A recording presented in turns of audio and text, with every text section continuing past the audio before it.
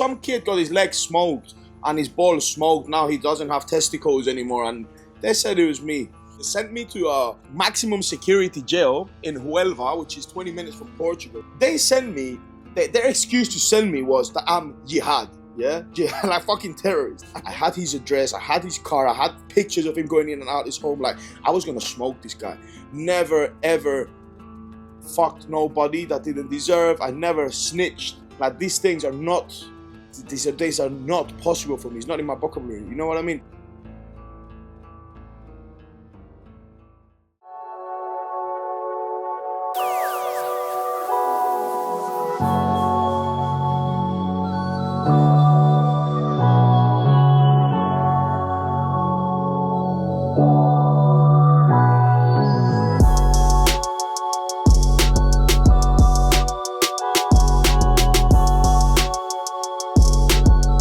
Second time I went in, I am accused, which I'm innocent, but some guy said that they got shot in the legs and also in his balls.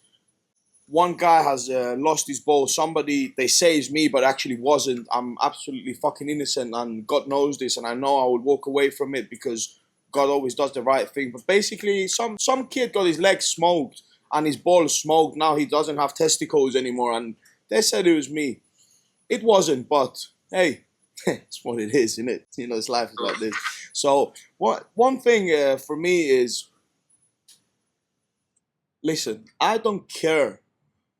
Like, even, I would never rat anyone, even if I've got a problem with it. Like, I don't speak to police. You know what I mean? Like, please, I don't speak to them. Like, because see, when they stop me, like, oh, they catch me a year later anyway, because they couldn't find me. They said I was on the run, but I was just living in a different place. But when they catch me, they're saying, oh, we know this person done this and that. So they try me to go against them and say, oh, they did this or they sold whatever, you know. I just don't know these guys. You know what I mean? I don't know why the fuck I'm getting involved in this. They caught me in a hotel with my girlfriend at the time. That's how they caught me. It was fucking fun because I had the biggest suite in the hotel. It was a big spa hotel. And so truth be said, it was great times because I remember I only made 130 grand a few days before. Yeah, something very good happened. So I made 130 grand profit. And I was a little bit, let's put it that way, we were celebrating with my girl. So we had the biggest suite of the hotel, jacuzzis and that. So next day, we walked down to the buffet. I was going to go to the spa. I remember I'm fucking opening my bun. This thing, I know, I look up. Fucking attempted homicide. Blah, these boots on my face. They're stamping on my head. I know what I was saying. Hey, I'm fucking innocent, guys. What the fuck's this all about? You know, they were pretty... So the officer who caught me, which was like, you know, the homicide boss, whatever, Tito, his name. He's not a bad guy, but, you know, he's a bit of a prick. He said, I've been looking for you everywhere. I've been stopping a lot of cars thinking it's you. You made me work a lot. Now you will get more time than mentioning some people who's actually killed a man. You know what I mean? And it was true. I did more time than this guy. You know what I mean? Because I walked in jail and this man was one cell next to me. The guy also, he was also my friend that accidentally killed someone in a party. You know what I mean? And he actually ended up walking away before me. You know what I mean? Walked out before me.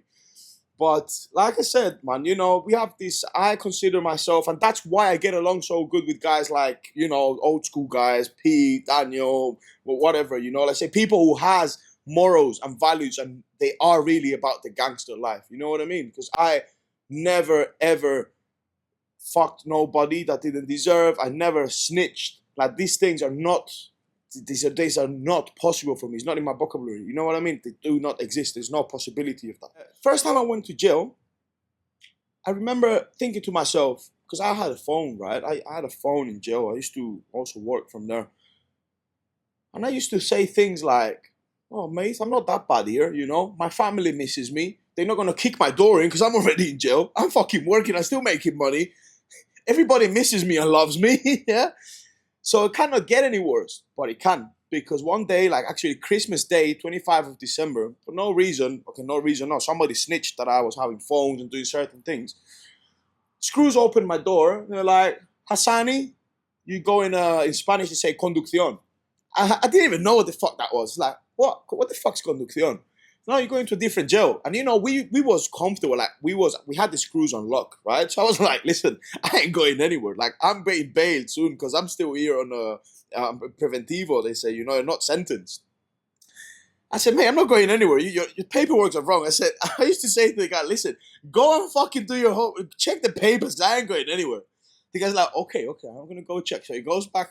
He comes back out like, Hassani, like, this got nothing to do with me, you know? It's like, this is coming from above. Like, but at 5 p.m., you're leaving. I'm like, nah. I'm like, where am I going? They sent me to a maximum security jail in Huelva, which is 20 minutes from Portugal, which is, listen, us, like, man, grafters, like, I don't care. I can be anywhere in the world. I can sleep in the street, which I have also. But we have family and people that care for us. So for me, it was not the same that my wife at the time and my 6 months old kid then travel 30 minutes to see me behind a fucking dirty glass, and now I have to travel 6 hours and 6 hours back.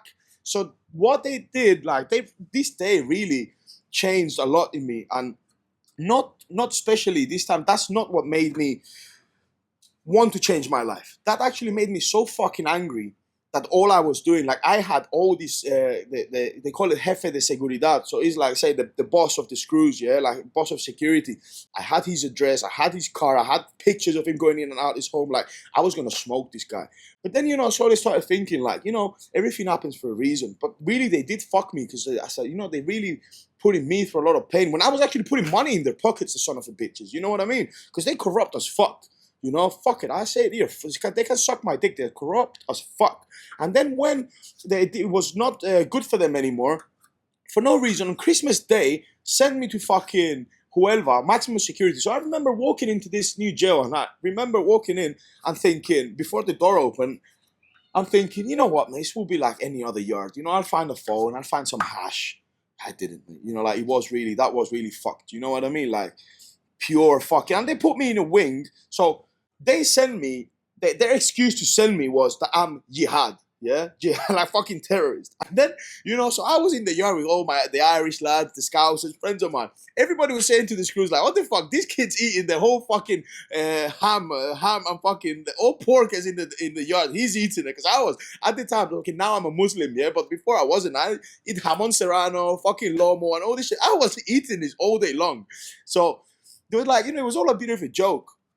So I walk into this yard, and this jail is full of fucking, you know, rapists, fucking shit people nobody likes. They call it jail for, like, refugiados. Refugiados is the people that they're not accepted in any motherfucking jail. You know what I mean? You cannot be in any yard. You are just the last piece of shit that anywhere you go, your face gets slashed. And they put me in there. So I remember speaking to the fucking, and worse than this is that these people in these type of wings, they were treated with more benefits than us drug dealers. Like, what the fuck? You know what I mean?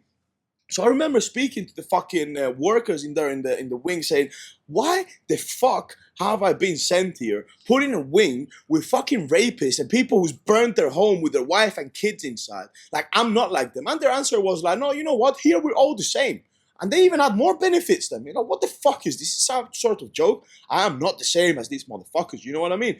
And, you know, then, you know, since I missed my family so much, I read all these massive fucking books about, and I used to write letters every time of why what they did to me was illegal. They had no proof.